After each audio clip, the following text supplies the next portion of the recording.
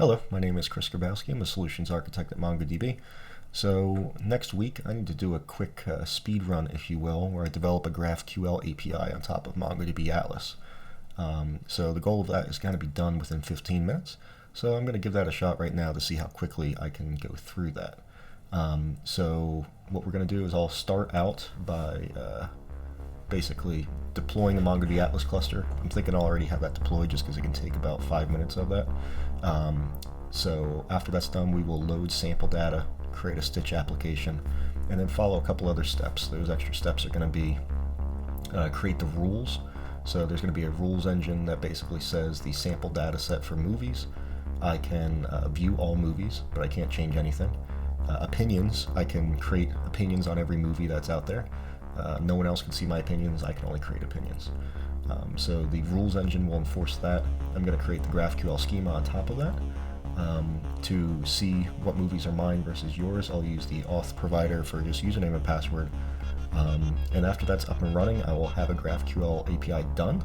But at that point, just to test, make sure it's working, I'll use the Stitch API, GraphQL API tester there.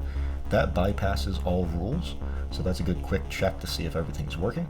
But other than that, I want to make sure actually authentication and everything else is working, so I'll test the API externally.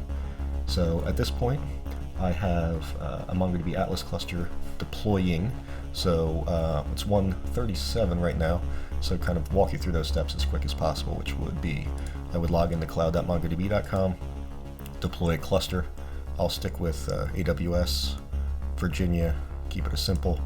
It could be an M30, it could be way less, but just for these purposes, I'll keep it at M30. After that, I can make it a 4.2, don't need backup, don't need any of the advanced options, and I'll give it a name of demo fail, since I know that's how this is going to end up. So normally I would hit deploy there, and I've already got it deploying, so that's deploying in the background. After that, I will create a Stitch application. So to come in here, create a Stitch application, we'll call that demo fail as well. We will keep it local to Virginia, just because. So that's fully deployed now, our Stitch application. At this point, we are just waiting on our Atlas cluster to finish deploying. All of these steps are on my GitHub that I'm following through, so be sure that link is in the description. Once this is up and running, I can load the sample data and connect MongoDB Stitch to this cluster to be enforced, the application rules and all of that sort of stuff. The database access, network access won't be required because Stitch is going to be communicating over that. I don't have to worry about any of that sort of information. Alright, it looks like we are almost done. So let's see if I can go into Stitch and connect a cluster. So I will choose link a cluster, demo fail cluster. We will stick with MongoDB Atlas here. Read preference, we'll keep that primary. So at that point now our cluster can talk to each other, so deploy that. Good. Over here, now that our cluster is fully deployed, we will load our sample data set. That also takes a minute, so hopefully once that's done, I will be able to see all of the sample data and create some rules. So next up over here,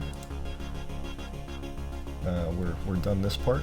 So the next major step that we're going to do is create those rules for those two collections. So for that, I got to wait for this sample data set to be finished loading.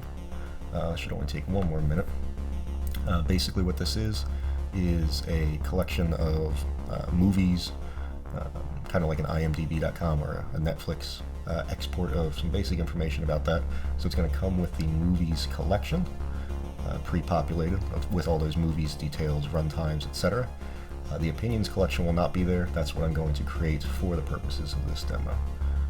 So if I go into collections here, let's see how we're doing. So we've got sample mflix movies there. Perfect. So this is kind of what our movies look like, right? We got plots, we've got a cast, many different data types. So if I go back over to the GraphQL side, which is our Stitch application, I can create some rules. So the two things I want to do is the movies. We have some built-in templates that are really useful. I'm going to choose users can read all, only read data. can only read all data. There we go. So that'll make sure that every field in that collection, anybody can read if they're authenticated, but they can't modify anything. Next up is the opinions.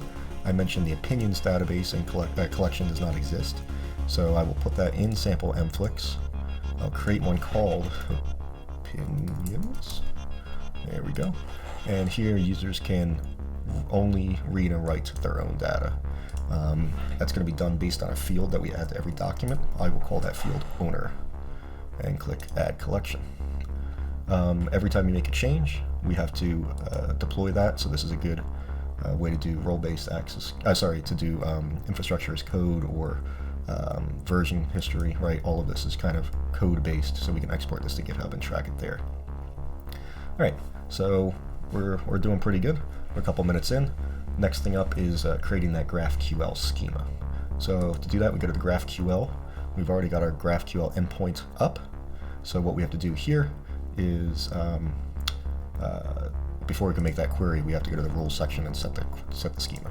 So on here, we can have it auto-generate the schema for the movies collection, in which case it'll check everything and build what that schema looks like. So that will work here, so we can save that.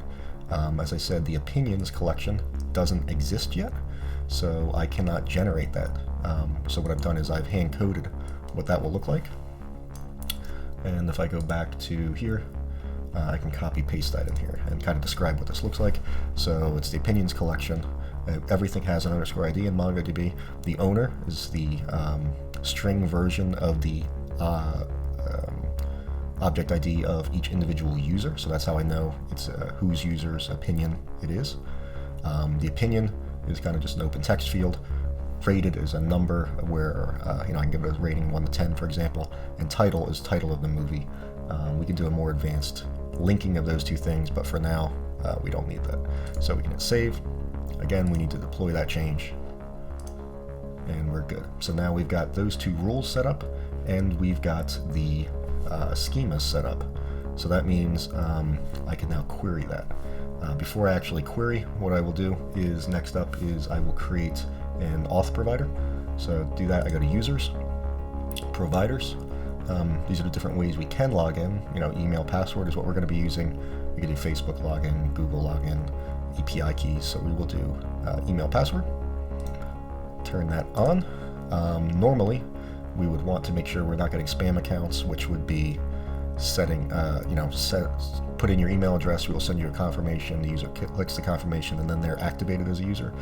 For the purpose of today, we will automatically confirm all users.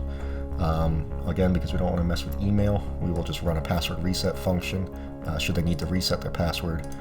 I'm not too worried about resetting passwords with this because it's just me for this demo. So basically what I'm going to do is always fail, which basically means users cannot reset their password, but that's okay for now.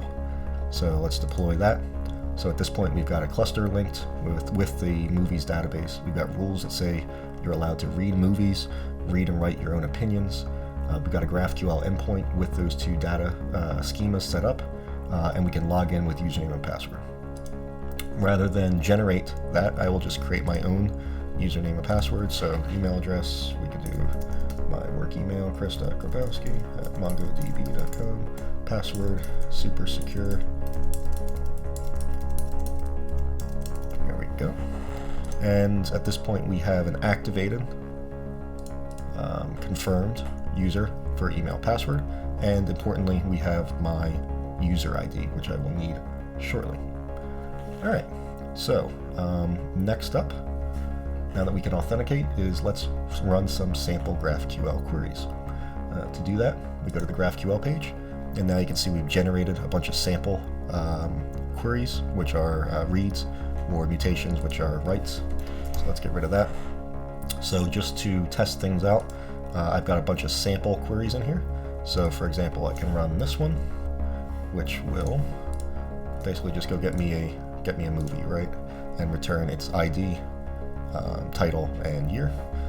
I can do something a bit more advanced if I want to, like query on specific movie titles, etc. But at this point, we know we're working. So the next piece I want to do is do a mutation, which will allow me to rate a movie. So in this case, we put that into the opinions collection. Ghostbusters is my favorite movie, but the important thing is my owner needs to be my user ID. Now, when you're typically writing an application, this is saved in state, so you can get the user object and get your current ID. Because I don't have an application yet, I am basically just going to hard code it when I run this query. So perfect, I did insert that. I should probably return the ID of the created record, and now I know it's successfully inserted. Perfect. So at this point, if we go down what I've done so far, we basically have a working API, but I've not really tested my rules engine. So what I want to do is test that externally outside of Stitch where those rules are enforced. So to do that, I like to use this API tester here. So zoom in a little bit. Okay. So to use a REST call, HTTP post, for authenticating, and then that will give me back a user token, and then that user token is used whenever I make my GraphQL query. So to authenticate, what we're going to do is the HTTP endpoint. This is in our documentation. Luckily, I've copied and pasted it here, so I don't have to do that again. I need to change my app ID to what is up here in Stitch. Perfect. And then in the URL, we're logging in with a local username and password. If I was doing Facebook or something, that would be different. I do need to add a content type application JSON header. And then after that, here is where I put my username, which is my email, and password was Mongo. And if the demo gods like me at this point, I can hit run.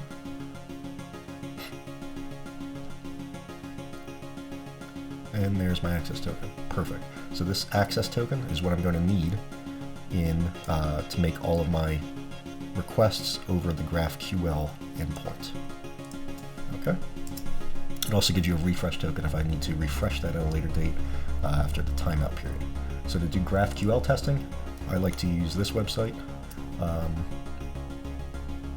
Okay, and that's fine. So what we will do is I will change my header. So the way the headers look is we have to add authorization bearer followed by that long token. The endpoint for my GraphQL endpoint is here, so I can copy paste that. Again, I will need my user ID. So again, because I'm not in the app, I haven't written an application yet, I'm just going to hard code this. Otherwise, we would pull that out from the SDK. And now, in theory, again, if the demo gods like me, I can leave a rating of John Wick, give that a 9.5 rating with my comment. Perfect, and it worked. So at that point, that allows me to go back here. Let me refresh my collections. I should now see an additional collection I didn't see before, which is called Opinions. And here's my Ghostbusters that I left twice, and John Wick. So Ghostbusters are made by bypassing the rules within the Stitch engine, and then this one uses the enforced rules there. So at that point, we basically just built the GraphQL API on top of our MongoDB Atlas cluster. So it didn't require a whole lot of work on our side. It's now 1:50, so I did just barely squeak under that 15-minute speed run. I didn't do some more advanced things like linking those to build the actual link between movies and opinions. I didn't build an application or anything, it's just the API. But within a couple minutes, you can see how easy it is to get up and running with a GraphQL API on top of MongoDB Atlas using MongoDB Stitch. So if you have more questions, feel free to reach out, read our documentation. But again, at a high level, the steps were pretty straightforward. You basically deploy a cluster, put in your data, build a Stitch app, write the rules engine, which says what fields are allowed to be read, written, and by whom. I basically said you could read every field within movies, and you could only write all fields and opinions if you are the owner of the opinion. We generated our GraphQL schemas. We added an auth provider. In this case, the only one we used was username and password, but we support multiple others.